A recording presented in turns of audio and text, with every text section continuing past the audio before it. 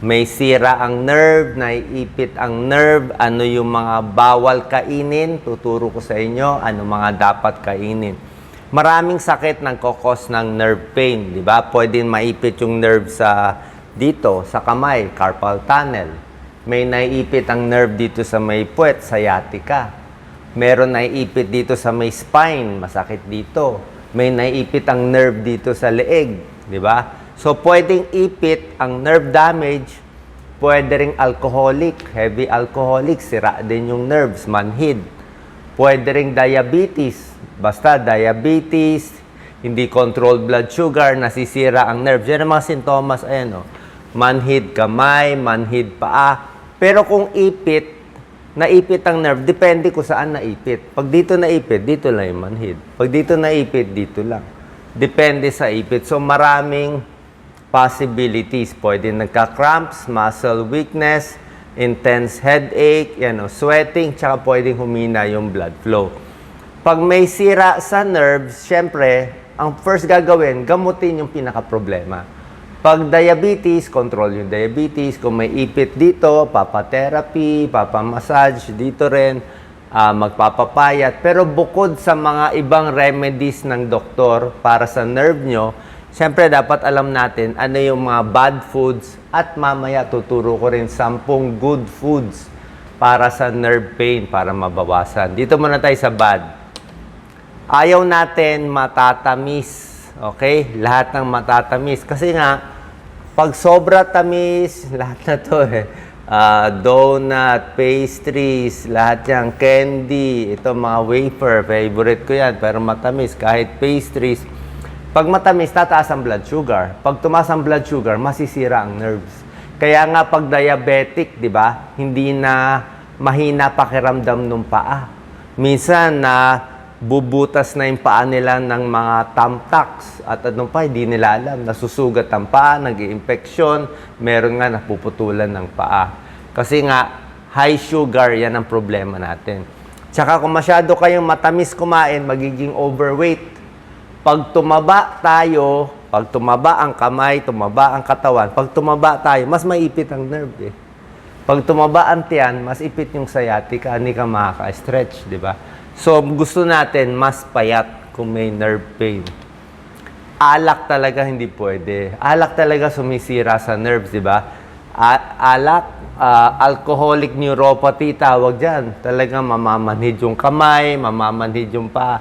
Babagsak ang vitamin B.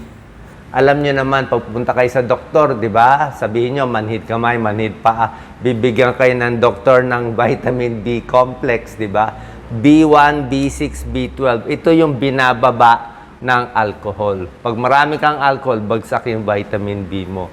Kaya sira ang nerves, neuropathy symptoms. Bukod sa nerve, pati yung utak. Diba? Nagkakaroon din ng brain damage with alcohol. Nerve din naman yung utak natin eh.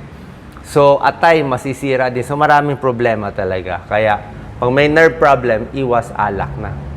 Isa pa pala, pag alak ka, nalasing ka, natulog ka, tapos yung kamay mo nakalaylay o ganito, 8 hours ka nakaganyan, pwede maipit yung nerve, pwede masira yung nerve. Paano? Lasing na lasing ka, naipit mo eh. Hindi mo na nagalaw yung kamay mo, naipit siya. So, manhid, mamaya hindi na magalaw. Number 3, processed meat. Processed meat kasi maraming preservatives.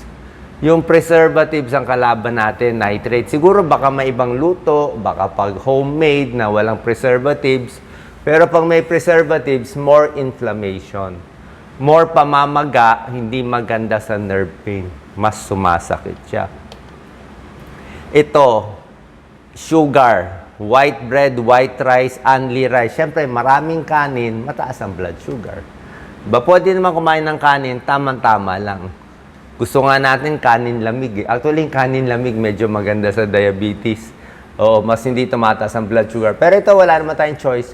Kontian lang yung kanin natin. Huwag sobra dami. Kasi pag tumaas ang blood sugar, lalong lalala ang nerve pain at nerve damage. Punta kayo sa endocrinologist para makontrol ang blood sugar. Okay? High sodium, maalat, salty, lahat ng chips, lahat ng junk food. Pag pumunta ako sa mga supermarket, halos lahat, puro junk food eh. Asin pa, may betchin pa. Ang problema dito, tumataas ang blood pressure. Okay? Mas maraming alat, mas mataas ang blood pressure, at mas namamaga. Namamaga ang paa, nag-iipon ng tubig sa katawan. So, pag maga ang katawan natin, mas overweight tayo, mas naipit ang nerves. You know? Reduce blood flow. Pati blood flow, hindi maganda. Siyempre, prito, unhealthy fats, di ba? Masama sa puso, overweight causes inflammation. Saturated fat, baboy, baka, butter, cheese, full cream milk, kaya low-fat milk tayo.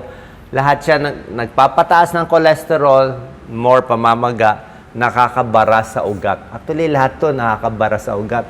Bad for the heart and bad for the brain to eh, di ba? Heart attack and stroke, hindi iwasan natin. Meron din trans fat ngayon eh. Trans fat, yung mga may margarine, itong mga may cereal, mga paggawa ng cake, may mga croissant, lahat yan, mga biscuit, meron din trans fat. Konti-konti lang. Hindi siya talaga pinakapagkain. Okay? So, bago kayo magalit, dahil sinabi ni Doc, wala nang kakainin, actually, marami tayong kakainin. Diba? Hindi ko naman sinabi zero eh. Like kahapon, kumain ako konting cake. Diba? Wala namang problema. Konti lang, maliit lang na slice. Pero, meron namang pagkain, yun pala secret. Kung kakain kayo konting-konti lang, o isang piraso lang, o maliit lang, meron naman 10 pagkain na maganda for nerve pain. Makakabawas. Tingnan natin, best foods sa nerve, sa ipit sa kamay, sa likod, sa diabetes, kahit ipit sa leg. Bukod sa regular therapy at gamutan ng doktor. Number 1, saging. Favorite ko saging, di ba? Ang saging, mataas sa potassium, magnesium, vitamin B6, di ba? Sinabi natin, vitamin B, yung kailangan ng mga nerves, neurotransmitter synthesis for nerve communication. Potassium, kailangan ng muscle para hindi mag-cramps, di ba? Kasi pag naipit ang nerve, masakit din yung muscle. Pag naipit yung nerve, manginginig yung muscle. So, pag yung muscle hirap, kulang siya sa potassium, magnesium, marami kang sintomas. So, potassium, magnesium, maganda yan. Pamparelax ng muscle. At maraming benefits ang saging, pamparelax, pampakalma, pampasaya, hindi pa gano'n nakakataba. Number 2, dark green leafy vegetables, pwedeng-pwede. Lahat ng kangkong, spinach, gulay, sari-sari, talbos, pwedeng-pwede po. Marami siyang vitamin A, C, E, K. Itong mga vitamins, maganda sa nerves. May magnesium pa siya. Muscle relaxation, nerve transmission. So, antioxidant, anti-cancer na ang gulay, anti-inflammatory pa. Napakaganda. Maganda sa puso, maganda sa diabetes, pampababa nga ng blood sugar. Itlog. Actually, pwede yung itlog. 1 egg in a day. Ang itlog kasi, sasabihin mo, Doc, cardiologist ka, di ba, bawal itlog. Wala mo sinabing bawal. Medyo nagbabago na ngayon yung pananaw sa egg. Pwede naman 1 egg in a day. Kung takot po kayo sa egg yolk, di egg white na lang kainin. Pero wag din sobra dami. Wag naman 6 eggs in a day. Mga 1 to 2 eggs every day, every other day, tingin ko pwede. Kasi mura at pwede dito sa kababayan natin. Meron siyang vitamin B12. May vitamin B12 para sa nerves, para sa myelin sheath, meron siyang choline. So, may tulong siya. May protina, may vitamin D, maraming benefits ang egg. Oatmeal, di ba sinabi ko sa inyo? Oatmeal, pampababa ng cholesterol. Tinuro ko na yan sa inyo. Pero oatmeal, pampababa din ng blood sugar. So, yung mga pagkain na nakakababa ng blood sugar, mga gulay, pwede yan. Oatmeal, yan. Nakaka-stable ng blood sugar. So, less diabetic neuropathy, less diabetes nerve damage. Anti-inflammatory pa siya. Marami siyang soluble fiber, maraming vitamins, maraming antioxidant. Number 5, fatty fish. Okay? Salmon, mackerel, sardinas, bangus, pwede lahat. Lahat yan. Galunggong, meron din konting omega-3 fatty acids. Yan ang tinuturo natin lagi, di ba? Omega-3 fatty acids, may EPA, DHA. Omega-3 para sa puso, para sa palpitation, pwede na sa cholesterol, at anti-inflammatory siya. Iwas pamamaga, maganda rin siya sa nerves. Okay? Number 6 out of 10 na pagkain para sa nerves, mani, marami rin siyang healthy fats, omega-3 fatty acids. Yun din ang purpose niya. Anti-inflammatory, antioxidant. Pero tingnan niyo yung mani, walang asin. Diba? Kung kasoy, kung almond, o regular mani, mas maganda low salt o walang asin. Kasi ang kalaban natin, mantika at saka asin. Diba? Ayaw natin ma-high blood, ayaw natin magmanas. So, low salt, mas maganda. So, isang dakot ng mani, very healthy, high protein po siya. Napakaganda. Maraming minerals na nandyan. Maganda siya for nerve pain at iba pang mga sakit.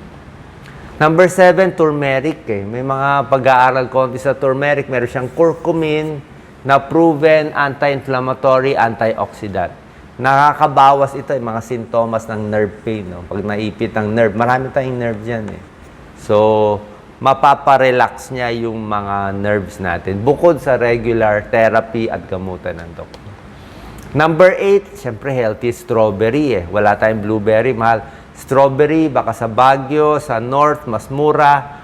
Anti-cancer, strawberry. Low fat, high fiber, o maganda sa diabetes. Antioxidant, maraming vitamins. So, marami siyang antioxidant. So, anthocyanin, flavonoids, maganda sa puso, anti-cancer, maganda rin sa nerves.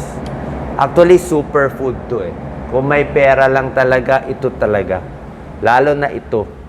Blueberry, kailang wala tayo. Mahal to masyado. Number 9, avocado. Okay? Good fat siya. Monounsaturated fat. Maganda sa nerves. Mga ganyan lang karami. Meron pa siyang vitamin E, vitamin C, antioxidant, at marami siyang vitamin B. Okay? Huwag matakot sa avocado. Huwag lang lagyan ng maraming asukal o condensed milk. Yan, maliit lang, mga ilang slice. Sama sa salad, sama sa sandwich, pwede po yan. Healthy. Medyo high calorie lang kaya mga 1/4 lang siya. And lastly, syempre, sabi ko nga kanina, white rice, white bread, bawas. Syempre, wheat bread, brown rice, mas maraming fiber, mas maraming B vitamins, maraming antioxidant. So, a little healthier. Although sanayan, syempre, sa pagkain nito. Mas hindi tumataas ang blood sugar nyo. So, finally, other tips, syempre, massage, may tulong din yan, pampaganda ng blood flow, exercise para gumanda yung muscle.